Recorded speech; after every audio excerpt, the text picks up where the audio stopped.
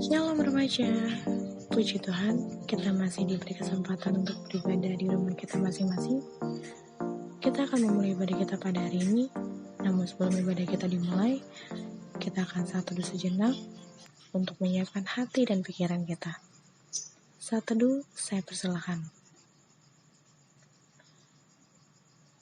Saat teduh selesai, mari kita angkat satu pujian, sungguh ku bangga Bapa.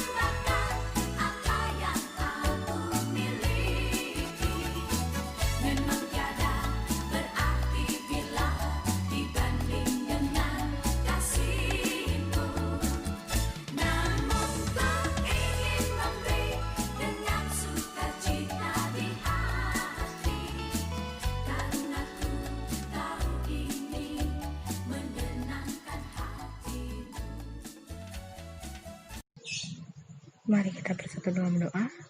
Bapa yang baik, Bapa yang bertata di kerajaan surga, terima kasih atas kesempatan pada hari ini, sehingga kami boleh beribadah untuk memuji dan memuliakan nama-Mu ya Bapa.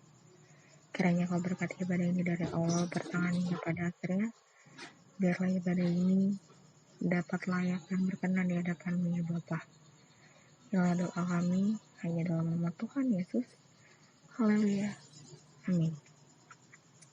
Kita akan berdoa syafaat serta doa Bapa kami, lalu merenungkan firman Tuhan.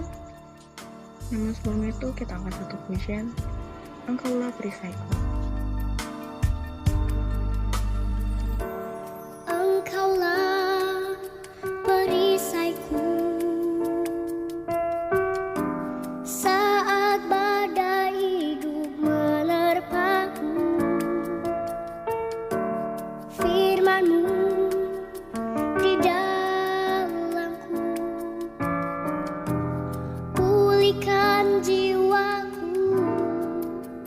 Ku kan berdiri di tengah badai dengan kekuatan yang Kau berikan.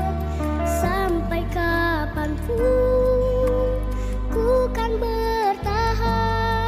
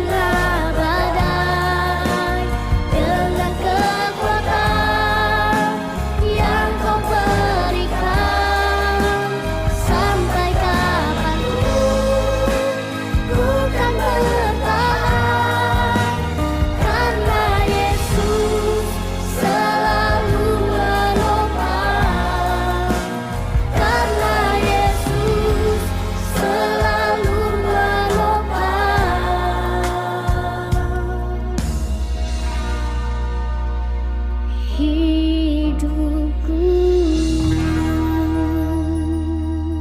Mari kita bersatu dalam doa. Bapa yang baik, Bapa yang bertata dalam kerajaan surga, terima kasih atas kesehatan serta berkat yang telah Engkau berikan kepada kami dan keluarga kami pada hari ini dan hari-hari yang telah berlalu. Kami mau berdoa ya Bapa untuk bangsa dan negara kami, kiranya Engkau terus berkati setiap pergumulan yang ada di bangsa dan negara kami ini ya Tuhan. Kami juga mau berdoa untuk gereja kami dalam pelayanannya, kiranya Engkau terus berkati ya Bapa. Kami juga mau berdoa untuk Bapak Gembala Sidang, kiranya Kau berkati keluarganya, Kau berkati pergumulannya dan kesehatannya ya Bapak. Kami juga mau berdoa untuk sekolah kami, kiranya Kau berkati kami dalam melakukan pembelajaran ya Bapak.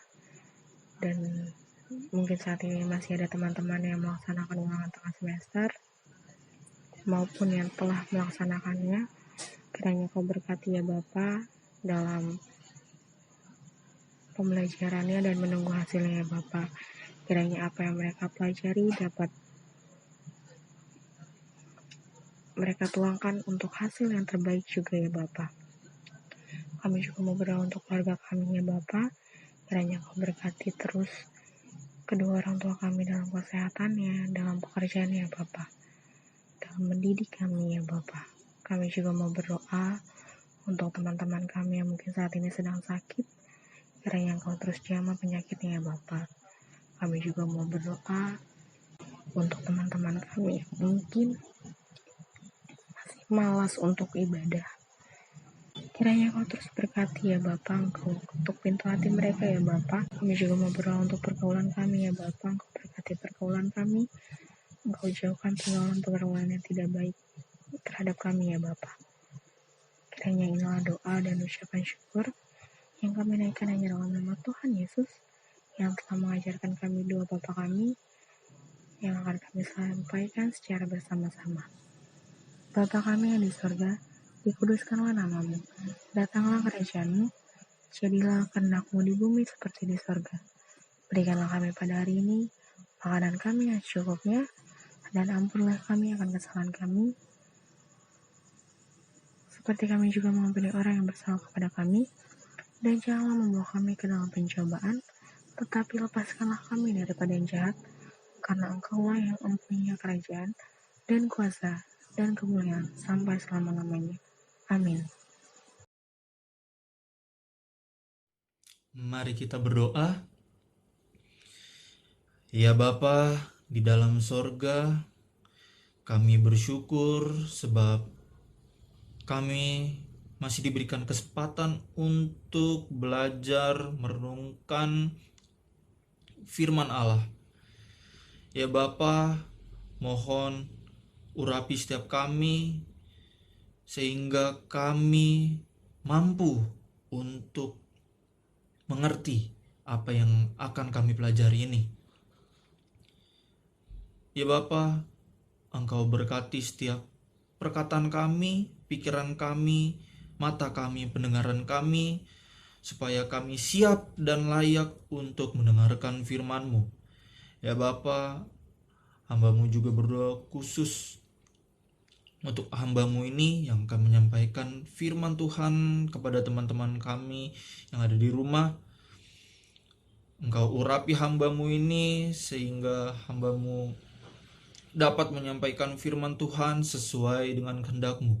Apa yang ingin Kau sampaikan kepada teman-teman hamba-Mu ini lewat hamba-Mu ini bisa tersampaikan dengan baik, sehingga mereka dapat menerima berkat-berkat dari Tuhan. Terima kasih ya Bapa. Kami siap untuk mendengarkan firman-Mu hanya di dalam nama Tuhan Yesus Kristus. Haleluya. Amin. Shalom teman-teman. Apa kabar semuanya? Semoga teman-teman baik ya. Kali ini saya diberikan kesempatan lagi untuk menyampaikan firman kepada teman-teman. Saya berterima kasih kepada Tuhan khususnya dan juga kepada para pengurus yang mengizinkan saya untuk menyampaikan firman ini. Nah, sebelum saya ingin masuk dalam firman Tuhan atau pembahasan firman kepada teman-teman, mungkin teman-teman sudah seringkali mendengar pertanyaan seperti ini. Siapa yang di sini sudah menjadi orang Kristen? Atau pertanyaan seperti ini. Siapa di sini yang merasa sudah diselamatkan? Atau pertanyaannya seperti ini. Siapa yang di sini pasti udah masuk surga? Mungkin itulah pertanyaan-pertanyaan yang sebenarnya sudah sering kita dengarkan, tetapi kadangkala kita masih ada keraguan. Mungkin ada beberapa teman-teman yang masih merasa ragu gitu kalau menjadi Kristen itu apakah sudah bisa masuk surga, atau apakah saya benar-benar sudah menjadi orang Kristen. Ada banyak sekali beragam jawaban dari pertanyaan itu. Apakah kita sudah benar-benar menjadi orang Kristen? Pada pembahasan firman Tuhan kali ini, saya ingin membahas mengenai apakah kita sudah benar-benar menjadi orang Kristen yang sesungguhnya. Nah, dalam kehidupan ini kita sebagai anak muda memang tidak terlepas dalam keinginan-keinginan yang ingin kita capai. Sehingga keinginan itu kalau kita capai itu dapat membuat kita merasa bangga atau merasa terpuaskan.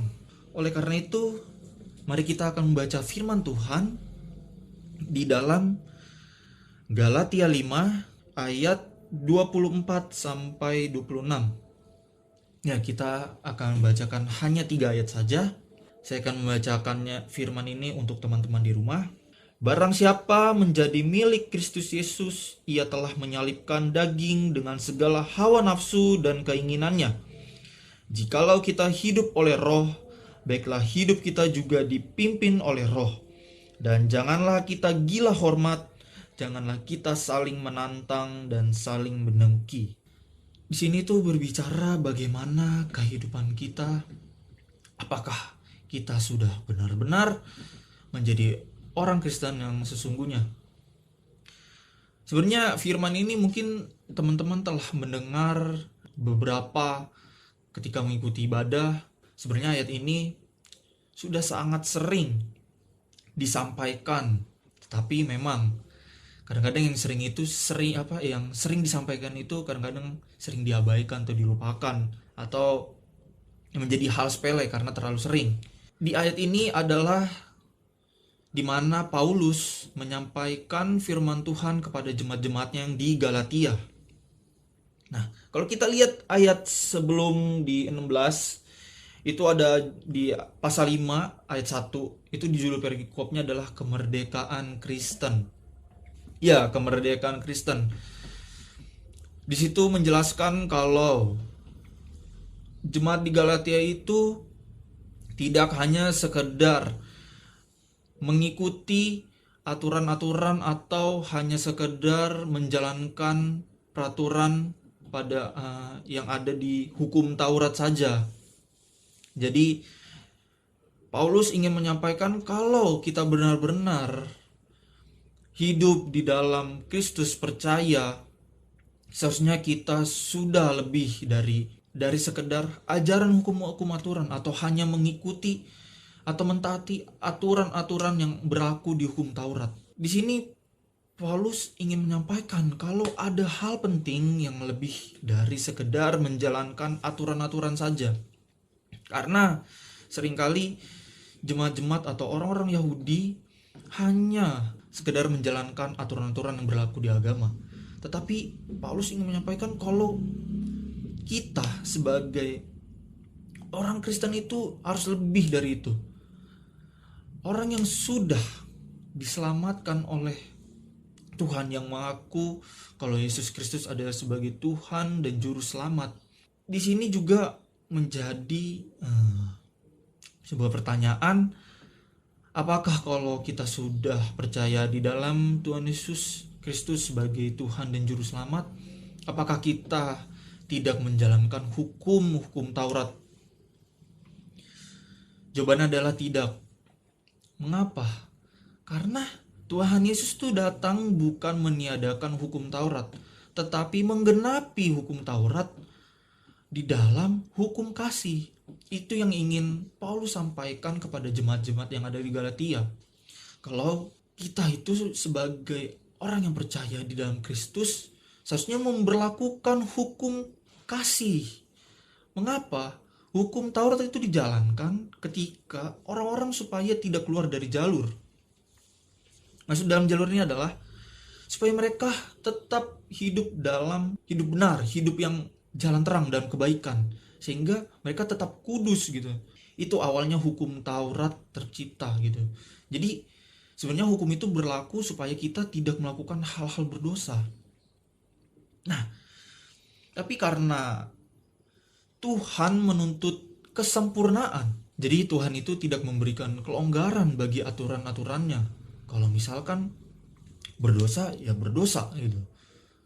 Jadi kalau sudah dosa ya dapat hukuman, tidak ada beri kelonggaran. Oh ini dosa ini kecil jadi dimaafin, enggak. Tuhan itu maha adil gitu. Karena Tuhan itu menuntut kesempurnaan. Nah, tetapi apakah ada manusia di bumi ini yang bisa melakukan hukum itu secara penuh, atau kita ini hidup dalam ketidakberdosaan? Tidak ada. Sehingga Tuhan sendiri yang turun dan menyelamatkan kita lewat penebusannya kepada Yesus Kristus sebagai anak yang tunggal, yang menyelamatkan kita sehingga kita terbebas dari dosa. Maka kita harus hidup sesuai serupa dengan firman Tuhan yang telah disampaikan oleh Tuhan Yesus Kristus. Ada beberapa kesalahan-kesalahan yang menjadi kesalahan yang seringkali orang Kristen pikirkan kalau sudah percaya Tuhan Yesus atau kita mengaku Tuhan sebagai juru selamat kita, itu udah pasti diselamatkan, dan malah mengabaikan aturan-aturan yang ada. Ibarat kata saya begini, kalau sebuah kebebasan tanpa norma itu adalah sebuah kecelakaan. Kenapa? Karena kalau kita ada kebebasan dalam kehidupan ini, tetapi tidak ada aturan-aturan yang untuk membatasi kebebasan itu atau untuk mencegah supaya tidak ada kerugian bagi orang lain, maka itu ada sebuah kecelakaan. Jangan sampai kita hanya sekedar percaya mengaku kalau Tuhan Yesus Tuhan sebagai juru selamat dan kita telah diangkat dosa kita dan kita diselamatkan sehingga kita masuk surga, tetapi kita mengabaikan semua aturan-aturan itu. Maksudnya kita tidak melakukan hal-hal yang baik, malah kita sebebasnya dan kita merasa kalau kita ini hidup tidak dalam keberdosaan sehingga kita bebas melakukan hal dosa. Tidak seperti itu. Itu adalah kesalahan. Itu namanya keimanan tanpa dasar.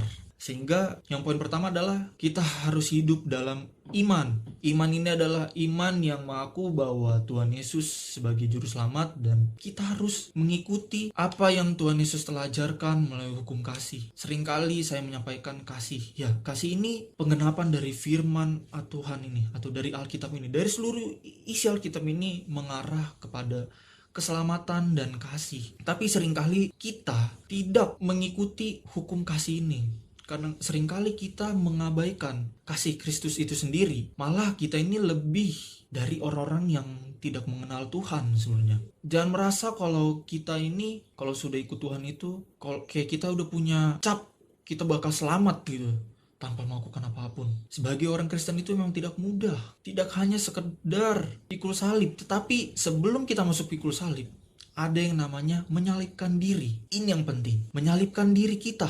Jangan bilang kita, aduh jadi orang Kristen susah, pikul salib sering dina. Memang benar. Tetapi sebelum kita mengeklaim kalau pikul salib itu berat, apakah kita sudah benar-benar menyalibkan diri kita? Kita melawan hawa nafsu atau keinginan daging itu sendiri. Seperti di ayat 24 tadi, barang siapa menjadi milik Kristus Yesus, ia telah menyalibkan daging dengan segala hawa nafsu dan keinginannya.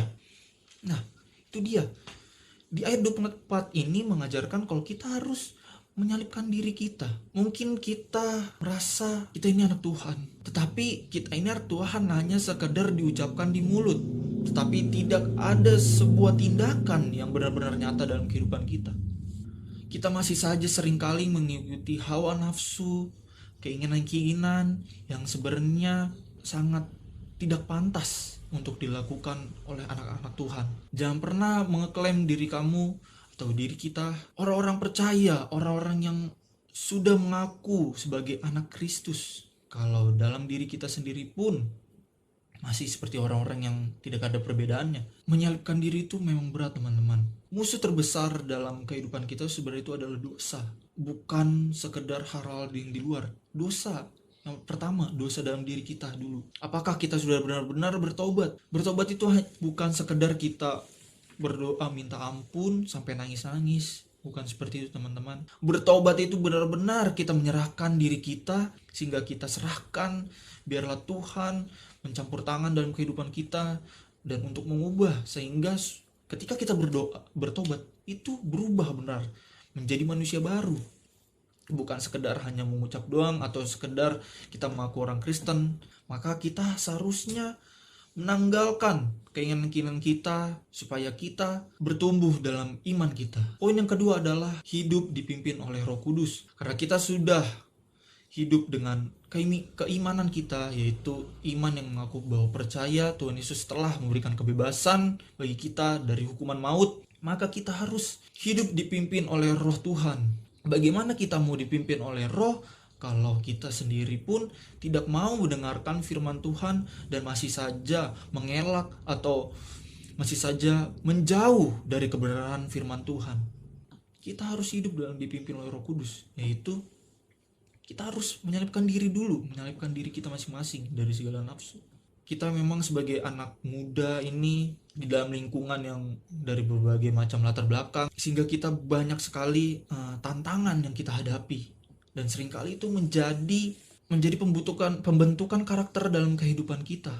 Coba kita evaluasi diri kita masing-masing. Yang masih merasa suka ngomongin teman atau suka bergosip, jangan pernah mengaku kalau benar-benar telah memuji nama Tuhan dengan mulut kita. Jangan pernah mengaku saya telah bertobat, masih mengikuti hawa nafsu, suka melihat hal yang tidak senonoh, pornografi atau apapun itu dan sebagainya. Jangan mengaku kalau aku telah pelayanan di sini di mana-manapun.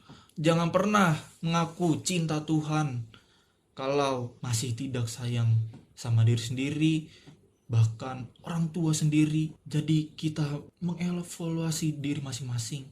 Mari kita renungkan diri masing-masing lagi. Apakah kita benar-benar sudah menjadi anak-anak Tuhan yang sesungguhnya?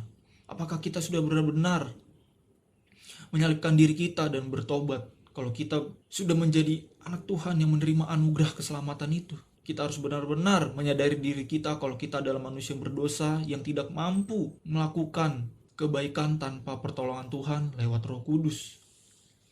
Maka kita harus menyerahkan diri kita kepada Roh Kudus. Apa yang ingin Tuhan sampaikan kepada kita, mari kita renungkan dan kita lakukan, bukannya menjadi orang bebal yang tidak mau menerima firman Tuhan. Jangan sampai kita dipersatukan lewat lingkungan kita karena dosa. Sebagai anak-anak muda Kristen, dalam menyatakan kasih Allah atau kita sudah diselamatkan oleh Tuhan, yang pertama, kita mengasihi Tuhan lewat perbuatan hidup kita. Dan yang kedua, untuk mengasihi kita secara sama adalah kita menjadi teladan dan menjadi terang bagi orang-orang di sekitar kita. Kita berdoa untuk terus diubahkan, dibantu, dituntun oleh Tuhan lewat Roh Kudus, sehingga kita bisa menjalankan hukum kasih yang dibawa oleh Tuhan Yesus Kristus, dan itu menjadi berkat bagi orang-orang di sekitar kita. Demikian firman Tuhan yang saya sampaikan kepada teman-teman. Mari kita berdoa. Ya Bapa di dalam sorga, kami sudah belajar, baca, merenungkan firman Tuhan. Biarlah lewat firman ini, teman-teman yang ada di rumah dan kami yang di sini diberkati lewat firman ini. Bapa, hamba-Mu mohon urapi setiap kami sehingga berkat-berkat daripada Tuhan tidak menjauh daripada kami.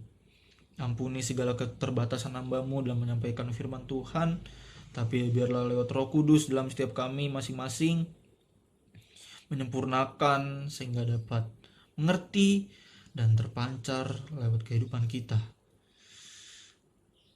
Terima kasih ya Bapa.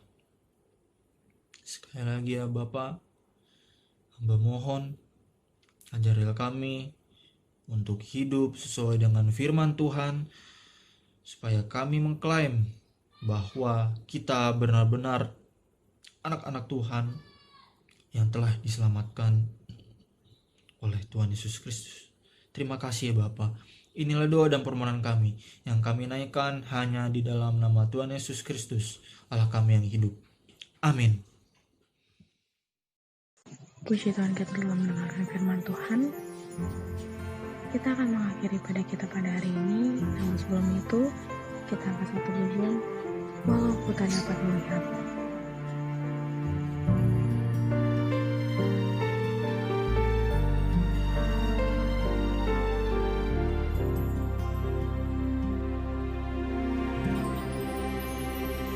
Ku sadar tak semua dapat aku miliki di dalam hidupku. Hatiku percaya rancanganmu bagiku adalah yang terbaik. Walau ku tak dapat melihat semua rencanamu, Tuhan, namun hatiku tetap memandang padamu. Kau tuntun langkahku. Walau ku tak dapat berharap atas kenyataan hidupku, namun hatiku tetap memandang padamu. Kau ada untukku. Walau ku tak dapat melihat semua rencanamu, Tuhan, namun hatiku tetap memandang padamu. Kau tuntun langkahku. Walau ku tak dapat berharap atas kenyataan hidupku, namun hatiku tetap memandang padamu. Kau ada untukku.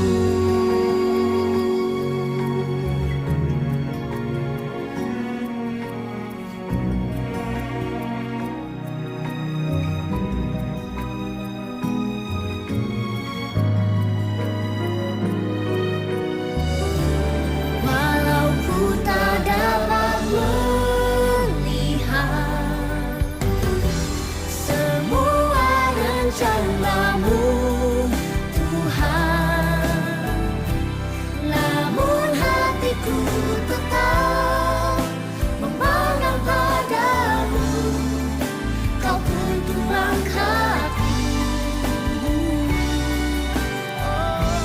Walau ku tak dapat berharap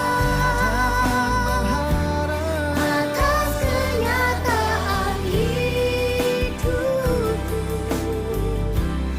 namun hatiku tetap memandang padamu. Kau ada untukku.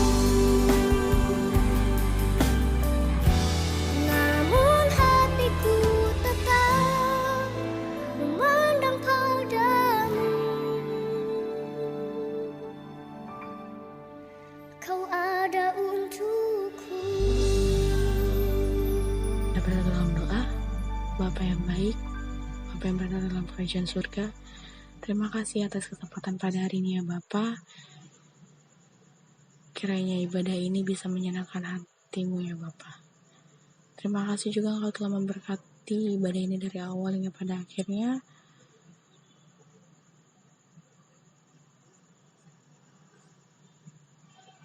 Di ujung ibadah ini, kami menyerahkan diri kami ya Bapa, untuk terus diubahkan dan dibentuk oleh-Mu ya Tuhan.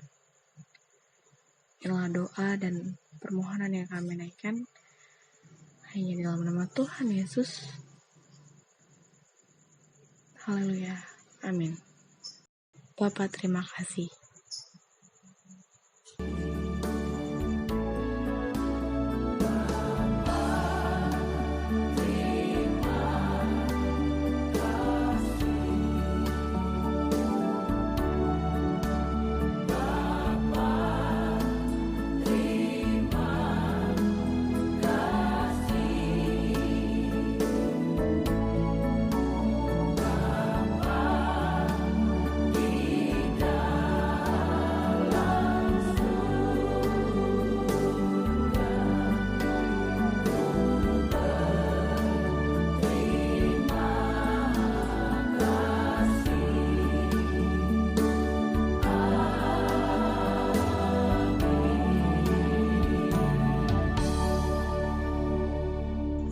Ibadah kita pada hari ini telah selesai.